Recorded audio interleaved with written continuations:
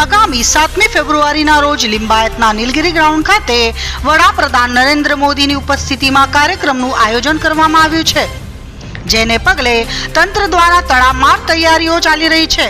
Road રસ્તાઓ નવા બનાવવાની સાથે જ તંત્રને કાર્યક્રમ સ્થળે રખડતા કૂતરાઓ ઘૂસી ન જાય તેનો ડર સતાવી રહ્યો છે, જેને પગલે 2 દિવસથી મનપા તંત્ર કાર્યક્રમ સ્થળ અને તેની આસપાસના વિસ્તારોમાંથી રખડતા કૂતરાઓને પકડવા જોતરાયેલું જોવા મળી રહ્યું છે. સતત 2 દિવસથી પાલિકાના માર્કેટ વિભાગની ટીમનો કાફલો નીલગિરી સર્કલની આસપાસ રખડતા કૂતરાઓ પકડવામાં વ્યસ્ત જોવા મળી રહ્યું છે. સ્થાનિક લોકોના જણાવ્યા મુજબ 10 થી 15 કૂતરાઓ આ ટીમ દ્વારા પકડવામાં આવ્યા છે.